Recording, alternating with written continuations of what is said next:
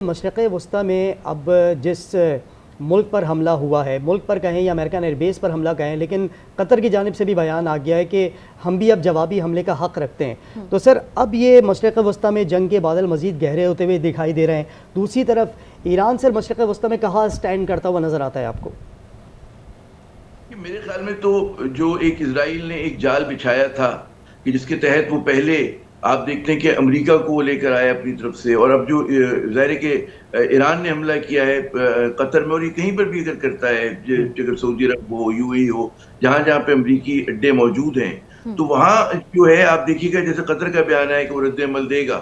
तो वो आप बिलावजह जो है वो कहते हैं ना कि इसराइल के कैंप में जो है धकेल रहे होंगे। अब ज़ाहिर है कि यहाँ पर एक बड़ी बहस छिड़ सकती है कि जी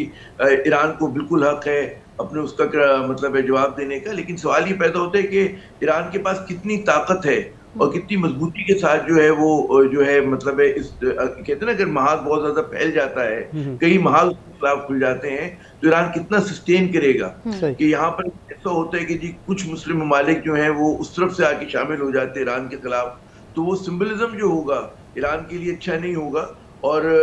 जाहिर है कि एक वो तनहा रियासत है, उसके साथ कोई उसका फौजी अलायंस नहीं है किसी के साथ कि कोई और आके खड़ा हो सके, तो आपको नजर नहीं आ रहा है वो चीज होती हुई। और आप ये भी जानते हैं कि इससे पहले ईरान की जो प्रॉक्सीज होती थी, एक के बाद दीगरे जो हैं, इस लड़ाई से पहले इसराइल ने उनको न्यूट्रलाइज किया है, सीरिया को न्यूट्रलाइज किया है, हिजबुल्लाह को किया है, हमास को किया है, दीगर हद तक कि जो हमारा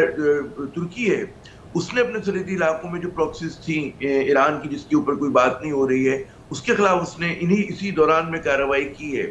तो ईरान जो है वर्सेस द रेस्ट, तो आप नहीं मतलब है कोई जीतने वाला नुस्खा नहीं है वो। और उसमें आपको देखना ही चाहिए था कि गालिबन हिकमत अमली होती कि अगर अमेरिका ने भी आप पे हमला किया तो आप अपना फोकस जो है इजराइल ही पे रखते, और अगर आप यूर स्प्रेड थिन तो आप फिर इतना कहते हैं उस तरह से मुकाबला नहीं कर सकते। और मैं नहीं समझता इतनी कैपेसिटी होगी ईरान के पास कि बहुत ज़्यादा अरसे तक अगर तमाम जो ममालिक हैं, मगरबी इत्तेहादी सारे आ जाते हैं, उनको मदद करने के लिए कुछ मुस्लिम ममालिक आ जाते हैं, तो ईरान की मुश्किलात जो हैं बहुत ज़्यादा बढ़ जाएंगी। जी बिल्कुल, जिस तरह आमिर ज़िया साहब आपने कहा कि हमले जो हैं वो ईरान को इसराइल के जानिब रखने चाहिए थे, और अभी जो ईरान ने हमला किया है वो अगर मशरिक़ वस्ता में सबसे बड़ी एयर बेस है जो कि कतर में वाक़, जिस पर हमला किया गया है, आप क्या समझते हैं ये जंग जो है अब तूल पकड़ेगी, और अगर कोई बीच में आएगा, सालसी का किरदार अदा करेगा, तो वो कौन कौन से ममालिक होंगे सर?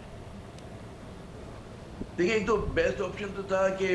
जो ट्रम्प साहब का जो वादा था दुनिया से कि वो जंगें खत्म कराएंगे, तो अमेरिका ही एक किरदार अदा कर सकता था सबसे पहले बहुत बासानी ईरान और इसराइल के दरमियान जंग खत्म कराने की। अब लेकिन क्योंकि अमेरिका खुद पार्टनर बन गया है और अमेरिका की एक रौनक है, बकौल जैसे कि अभी मसूद साहब फरमा रहे थे कि दुनिया की सबसे बड़ी सुपर पावर है, सबसे ज्यादा जो समझे जो उसका मिलिट्री बजट है, उसके बाद जो 10 ममालिक है उनका कंबाइंड मिलिट्री बजट इतना नहीं होगा